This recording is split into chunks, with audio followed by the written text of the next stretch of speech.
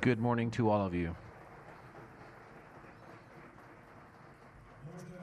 Thank you very much. Thank you very, very much to each and every one of you for being here today in this wonderful Concordia Summit.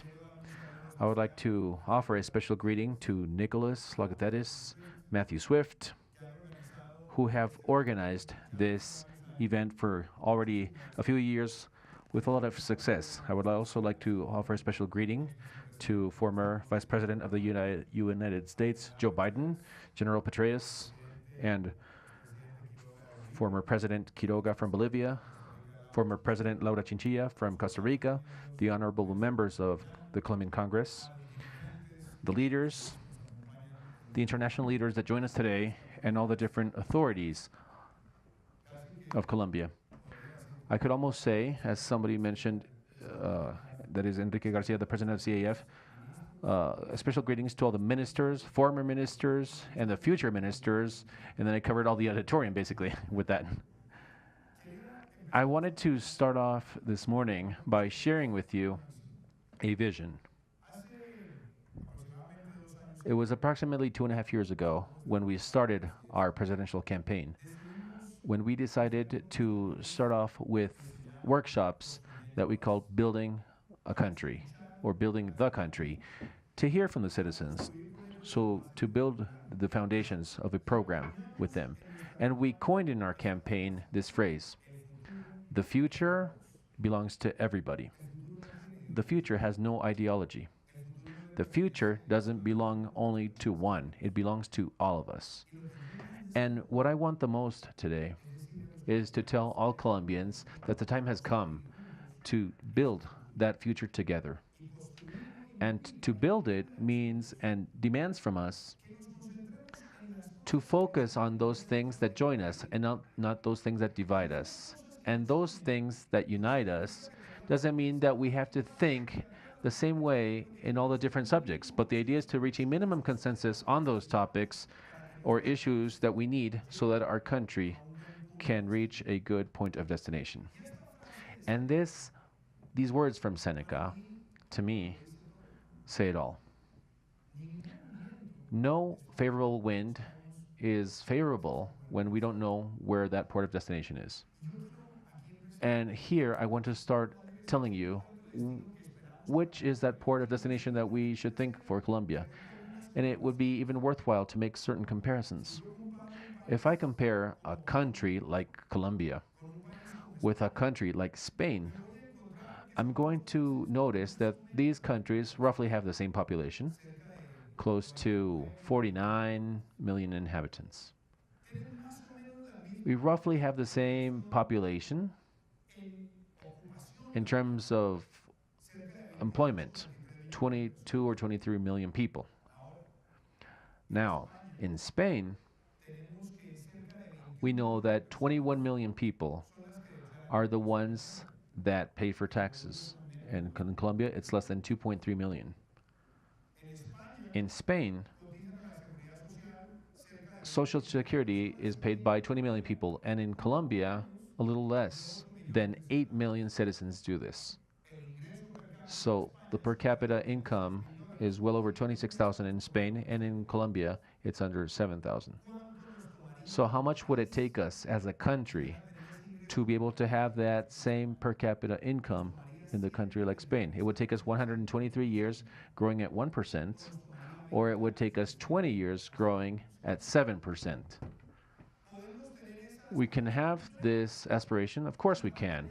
And to have it, we need to define that that is the place that we need to go to extend the middle class, to defeat extreme poverty, to have that great work formalization that our country needs for the future.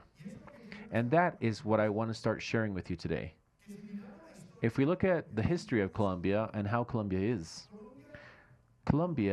is not what for many could be a half-empty glass. I think that Colombia is half full, a glass that is half full. We have to recognize all the historical successes that we've had on one side. This has been a country where in the last 50 years they were able to quickly increase the expectation of life. And practically it's already 80 years now. 50 years ago, life expectancy was below 53 years. We are a country that has expanded its middle class. We are a country that has been able to attain a great connectivity where we can say that an important part of our territory, more than 80%, has a basic connectivity. We can also say that we have reached important coverages in terms of health, that we have also been able to have in the different regions of Colombia have the existence of a productive foundation that is important. We can also acknowledge that the country has won an important international prestige, and that the fact of maybe having been the only country from South America that has not had to refinance their external debt in 100 years, well, offers it credibility as well. So all of these are important conquers. But we cannot stop analyzing and understanding what the issues are that we have as a country today. And there are many challenges.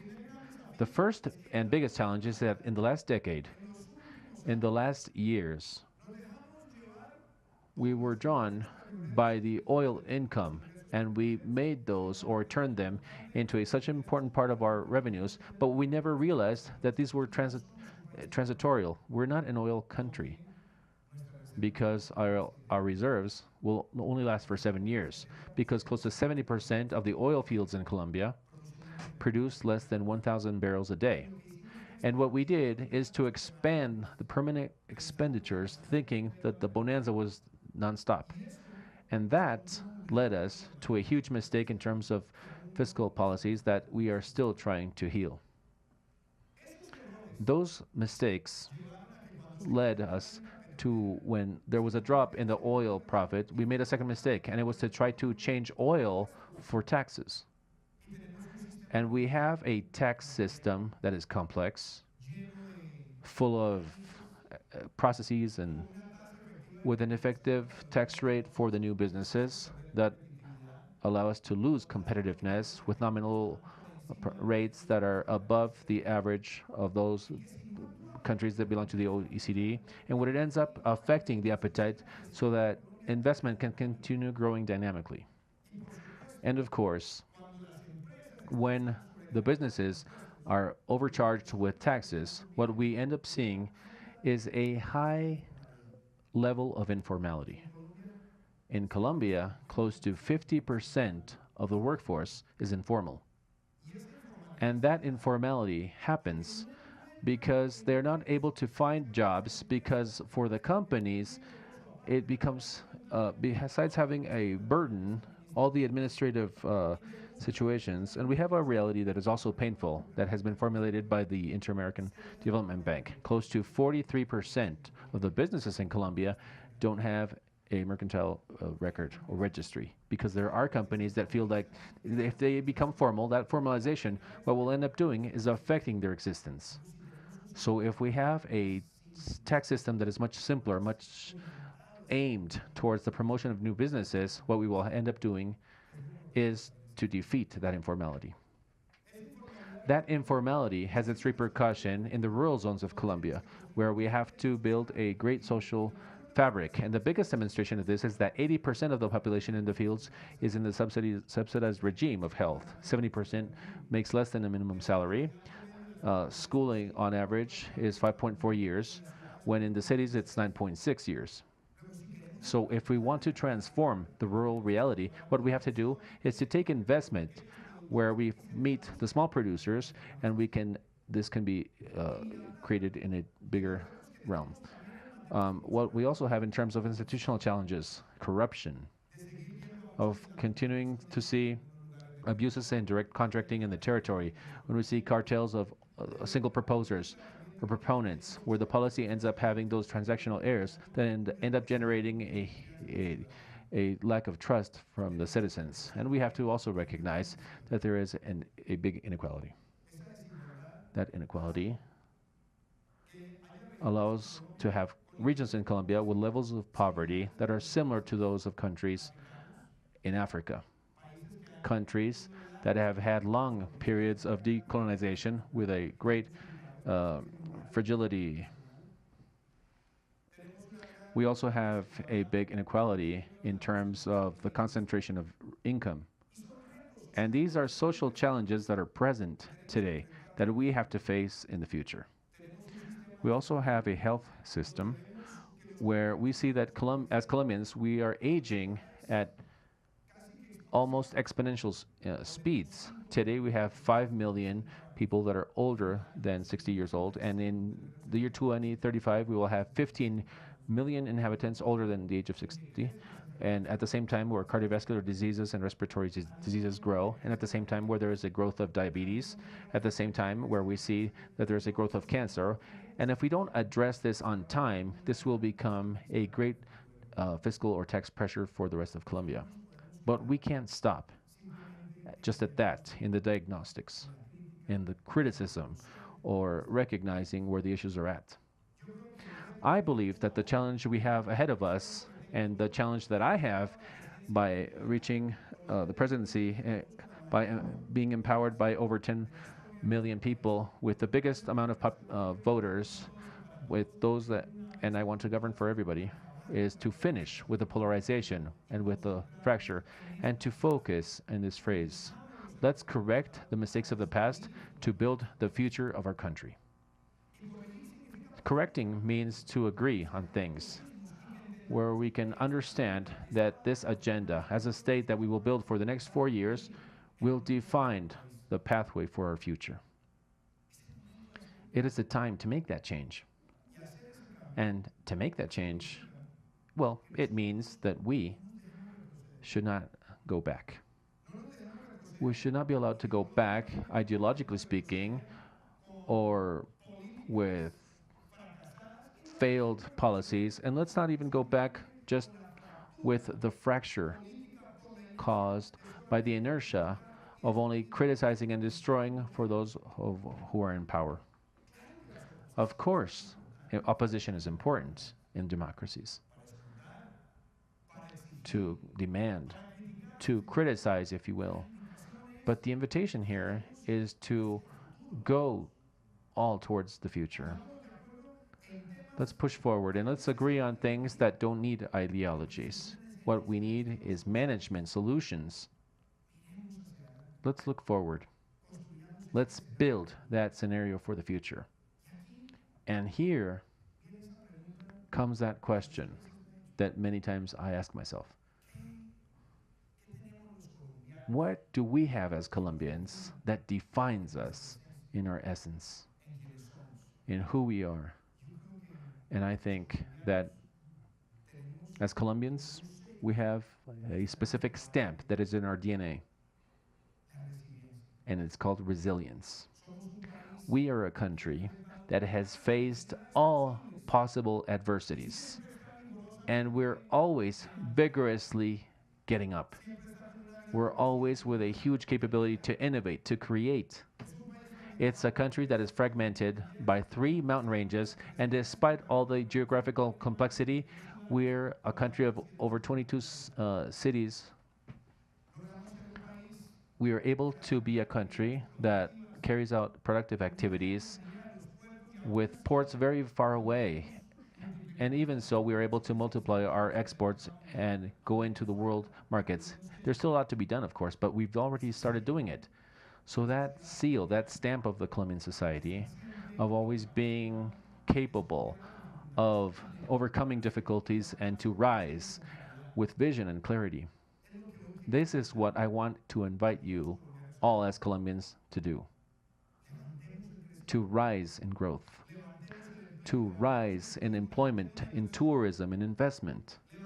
Let's rise in all the income for the families to defeat extreme poverty. Let's rise that national spirit, and let's get washed by a single image with that 3-colored image. And to do so, we have to understand that beyond technocracy or any indicators, what we have to build the most is a country that is happy. And happiness is seen in the way how the citizens feel in the face of their reality. If the citizens see that it's possible to make, well, of course, there are difficulties, but the citizens should know that a formal employment as a social policy will allow them to dream with their own home, with a vehicle, with education for their children, with traveling, with having those different happiness components that are essential for our cohesion. And here come the proposals that we are offering Colombia. If we want to be that country of progress, the first thing that we have to do is to be based on legality, on the respect for law, on the empire of law. And it's not about repression. Legality is not about authoritarianism. Illegality means that the streets can be completely certain that the protection tool that they have the most is that there is a law that is applied, and whoever does things has to pay for it, so that every criminal should feel that the law is on top of them and that they should not feel on top of the law, and that has to be the objective of the society that we are about to build. Legality means that we need to make quick decisions and measures in terms of corruption, to harden those sentences for the corrupt people. And besides that, we have to eliminate home arrest and the reduction for those that are corrupt. The companies who are corrupt within officers, neither the owners or the managers, can ever hire with the government. We should finish with the gem in the budget, if you will. That is transactional sense that will allow us to assist the ideas of the congressmen in their different regions, but to not be doing this in exchange for positions.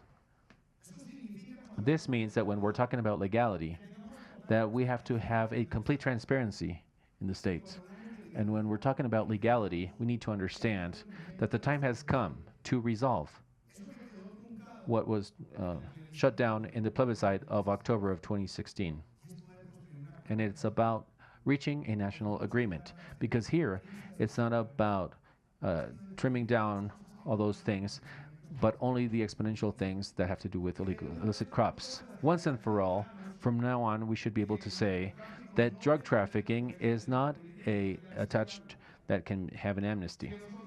We should be able to say with clarity that substitution and eradication are mandatory, and that despite the fact that there are arrangements can be reached, this can be done with the country. That we should be able to also formulate that arms and hidden weapons should have an exemplary sanction, and that the construction of justice should be based absolutely in the where victims feel that there is truth, justice, reparation, and non-repetition. That idea of legality is what we also have to plant from an early age in Colombians, where we can return the schools subjects on civic terms, so we can create that morale in our country that is always willing to deny any temptation dealing with crime or criminal activities. If we consolidate legality, the empire of law, and respect for law in Colombia, we will be making progress on the right path. But legality on its own is not effective.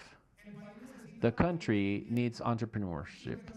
And what we want when we talk about entrepreneurship is to simplify the tax system. To do so, to make it much more effective in the collection, but also less, uh, having less progress or process in that sense, where we can stimulate companies.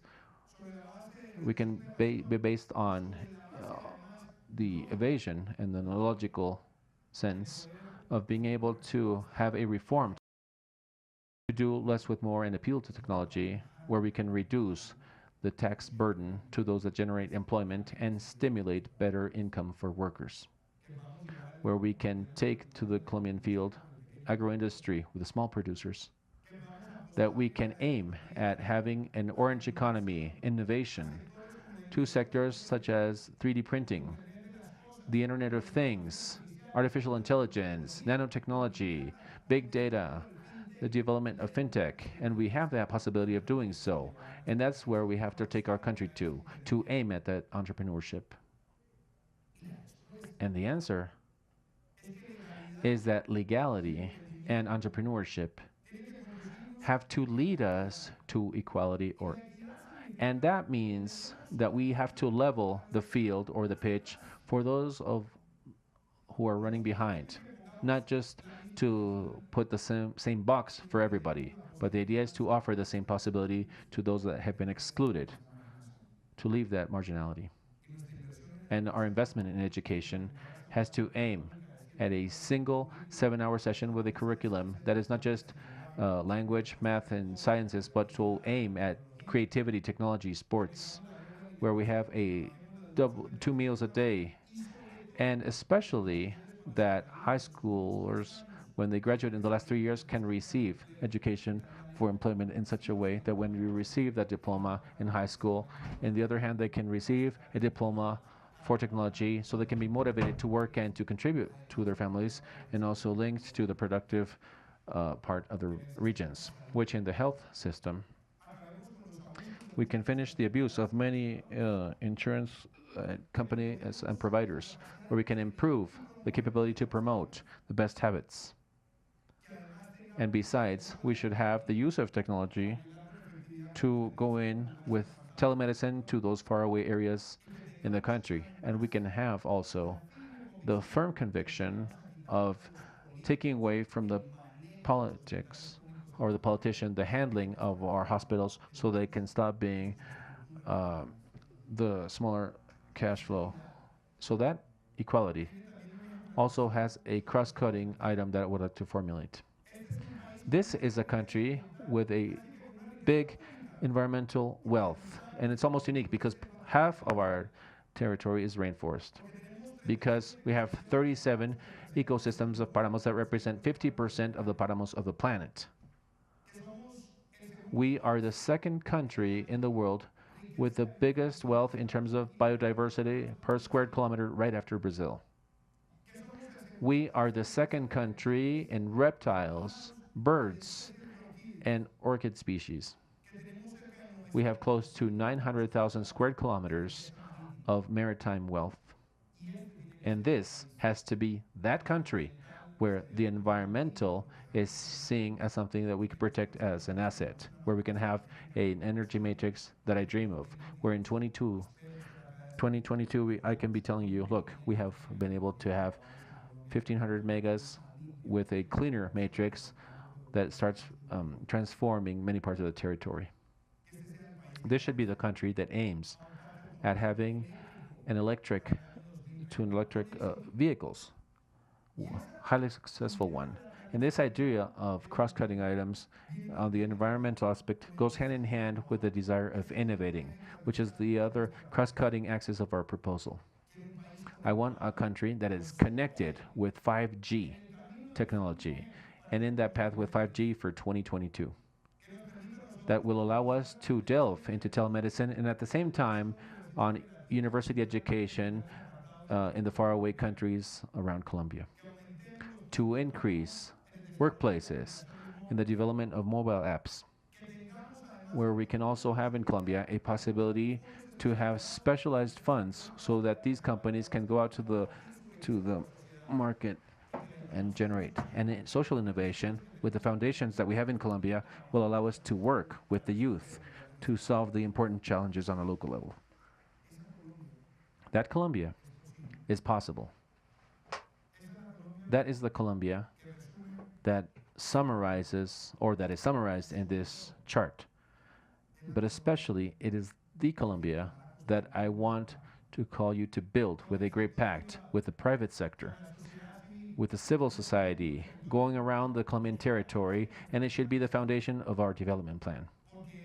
Because the future belongs to all of us, and we have to build it together. And I'm ready to assume this challenge as the president of Colombia, as the president of a new generation, as the president that does not recognize enemies or contenders, and that besides wants to set up an exceptional team. We are going to have the first vice president with Marta Lucia Ramirez.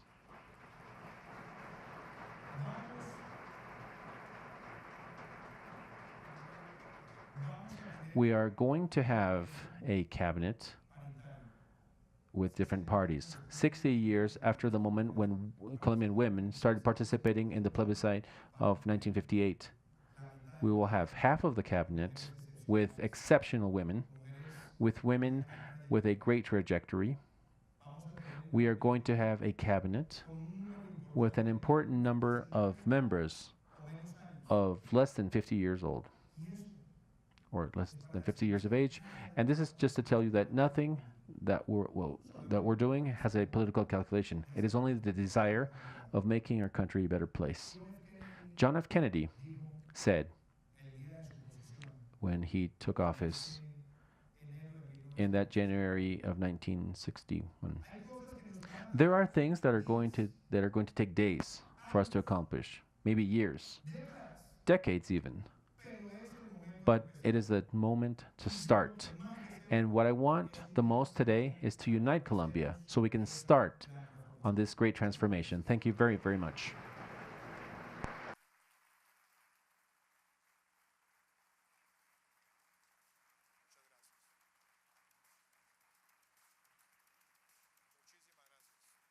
Thank you, Mr. President-elect. Due to Matt and I's embarrassing lack of Spanish, we're going to have to conduct this in English, but I appreciate you being here. As Matt said, we've known you for a long time. You've always been very kind to us when you didn't need to be, and that to us is always the mark of a good man. So thank you, sir. Thank you so much. First question, simple question. What's it like being elected the president of a country? Well, I think it's the biggest responsibility you can ever aspire to.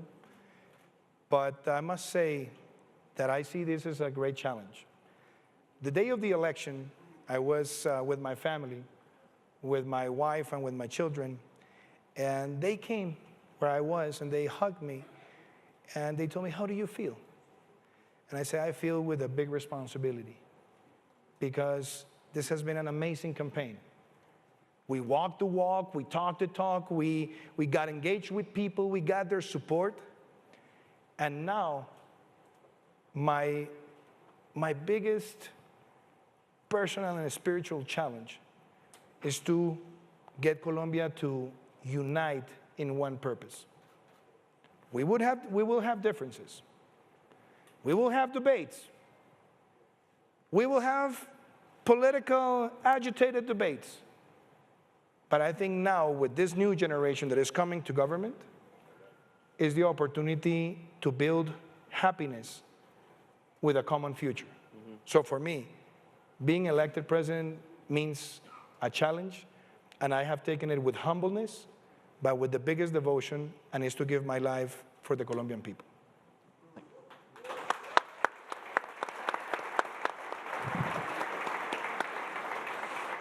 Mr. President-elect, I want to ask you a question that is both specific to Colombia, but also I want to talk globally, because there's some huge changes taking place around the world politically, as we've seen over the last few years, and likely to come. You have an entire generation of young people here in Colombia who do not know what Colombia was like 20 years ago, 25 years ago, 30 years ago, and I think one thing we've talked about here is the remarkable transformation this country has taken. But how do you, both as a candidate and now as a president, how do you speak to them so that they understand and have the historical perspective to understand why you address policies the way you address, but also how do you see young people playing in politics globally? Let me begin by saying that when I started the campaign, I was also a university professor. And I've been a university professor many years of my life. And I enjoy it a lot. I always got into agitated conversations with some of my students, but I always tried in that conversation never to patronize, never to lecture in a sense that I knew how things were before and they don't, because I don't think that's the good approach with youngsters. What we need to build with them is a sense of responsibility and what is it that they're going to do for the future. We have something to correct in Colombia, and I think you have it in the US, and it's that history is well taught. And when presidential terms end, then somebody writes history, and then a bunch of historians end up analyzing and recreating what happened and evaluating what happened. We don't have that, and we should. So that young people get to know what the country was like 10, 15, 20, 50, 100 years ago. But it takes time. And in the meantime, we have to motivate them to act. We need to motivate them to participate in politics, to participate in social innovation. And that's something that I try to do as a candidate, and I will try to do it as president. Today, I announced a new minister. He's 33 years old. He was born in La Guajira, in one of the poorest states in Colombia. He was educated as an economist in a public university, best student of his promotion, selected as the best student of Colombia of that year when he graduated. He won scholarships to be in Columbia University. He has made a lifetime as a scholar, but also as a manager. And the right way to motivate young people is to empower them. Many politicians just talk about young people, but nominating a 33-year-old to take the responsibility of lead the housing sector in Colombia, because he has the knowledge, the capacity, and the leadership, I think is the right way to motivate them. And this is something that I want to do with this cabinet. We're going to have people with more experience, but we're also going to give the right support to those who have done things well and are going to do well for the country. I think that's the best way that we can motivate young people today, Matt. So, I should just say, we agree with you fully. I think the oldest employee of Concordia, I think, is 34, so we agree with you completely. We won't tell you who it is, but... Yeah. Mr. President, President-elect, sorry, one too many syllables for now. Turning to sort of a more practical matter, I think the question we are asked as we travel around the world as it relates to Colombia, the first question anyone asks as a result of the election, international investors are asking, is related to the peace deal that was signed by the previous government. Could you tell us a little bit about how you view moving forward with that? I must say that the biggest mistake we committed as a society happened in 2014. And it was because peace became the topic in the presidential campaign. And then in order to make it a differentiation matter, some people were called enemies of peace and others were called friends of peace. And I think that was a mistake, because in Colombia, we all are friends of peace. The only ones who have rejected peace are the ones who have been in violence for many years, who have tried to make their point with violence, with killings, with kidnappings, with terrorist attacks. But we all want peace. And as I said it in my intervention, what we need to fine-tune, what we need to fix, is that we lost an opportunity after the plebiscite in 2016, because after the results, it was a great opportunity to build a national agreement so that we can all unite in what we foresee as peace. And if you ask me today, what I want to do is to build this national agreement that is based on things that are very concrete and necessary. Will Colombia have a sustainable peace having more than 200,000 hectares of coca crops when in 2012 we only had less than 50,000 hectares? Obviously not. We need to fix it now. And the best way to fix it is towards the future. Make it clear that narco traffic no longer is going to be a crime connected to political crimes, and then with the possibility to be granted with amnesty. So we have to start now. And even if members of FARC have a genuine sense that they want to build peace, they don't have a problem with that. So it's something that is very concrete. Second thing, when we talk about illegal crops, we need to make mandatory the eradication and substitution That doesn't mean that we are going to reject that people would like to do voluntarily substitutions, but it has to be mandatory by principle. If there are hidden weapons or hidden assets, what those things mean is that the victims have been overpassed, have been affected. So what I'm saying is, if you have hidden assets that you should have been given in the past to repair the victims, you must have a punishment, and a severe punishment. And it's the same thing with the weapons, because they were supposed to be destroyed so that they will never be used against the Colombian people. So if those weapons are hidden, then we have to be effective in the way we sanction. And then the last item, and I know this is the most sensible one, is that I'm not against that we have transitionary justice, but transitionary justice requires proportional punishment and truth and reparation. And if we have people in Congress that have been condemned for crimes against humanity, how would the victims feel? So my point is, if some people are sanctioned for crimes against humanity, they should leave Congress, and the party can appoint somebody else who does not have any debt with justice. Those four elements are not to destroy the agreements, but are to correct the past to build the future. And I want to call the Colombian society to build that agreement, and if we do, I think we should focus on the next step, and it's the implementation. How do we defeat narco-traffic? How do we get resources of public funding for social projects in the areas that have been affected by violence? So that's the issue. Correct the past to build the future, Matt.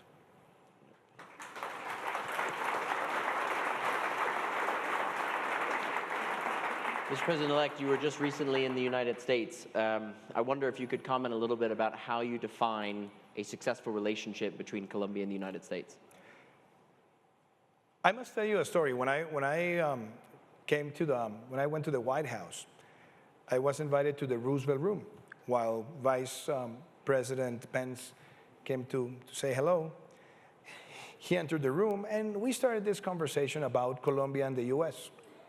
The first ambassador the United States had in Colombia became President of the United States. His name was William Henry Harrison. He passed away a few days after his oath of office because he took too long in the speech. I don't think this is going to happen to me, but he took too long in that very cold weather. And I said to Vice President Pence that the first U.S. president to visit Colombia was FDR in the 30s. So we started having all this conversation about the bilateral relationship, and I said, the most valuable asset we have in the relation with the U.S. is the bipartisan support. We have received strong support from Democrats and Republicans, and we ought to keep it. And we have to strengthen our ties, commercial ties, investment ties, security cooperation.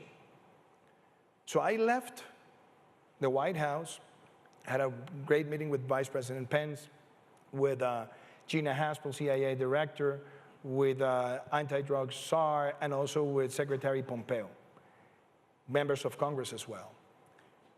And I can tell with gratitude and with happiness that that relationship is going to be strengthened in the years to come. And I also believe that we have to strengthen it thinking on the hemispheric problems. Mm-hmm. All the countries in Latin America that have signed the Inter-American Democratic Charter, all the countries that have signed that declaration to defend democracy, we all have to work hand in hand with all the diplomatic measures so that in Venezuela, there's an end to the dictatorship and there's a call for free and open elections. So our relationship is not only bilateral, but it's also multilateral, and that's something I will work since the first day of my administration.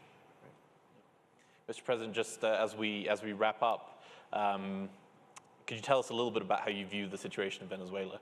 I think it's on a lot of people's minds. It's, as we said in our video, a local problem with global consequences. You know, I always try to describe the situation of what's going on in Venezuela and what's going on with the neighborhood. And some people have criticized me in the past because they say, wait, why do you get so much involved in what's going on in Venezuela? But it's a matter of courage and principles, and it's the same case as if you're living in a condo and your neighbor right next door every night beats his wife and his children, and you listen to all the screaming and the things going on. What should be your attitude the next day? Hold the elevator, be nice, pretend nothing happened?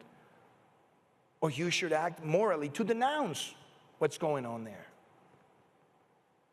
For many years, I'm impressed that many countries in Latin America saw how democracy was derailing day by day and nobody said anything.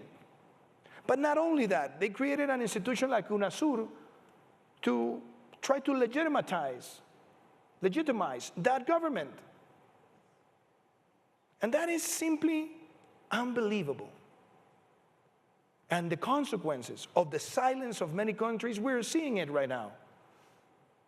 Economic deterioration that is horrible, destroying families. Free press no longer exists. Private investment totally blown up. Today, we all have to work. And we have to use all the diplomatic measures to pressure the government, to call for free elections. I will withdraw Colombia from UNASUR, and I hope other presidents in South America do the same.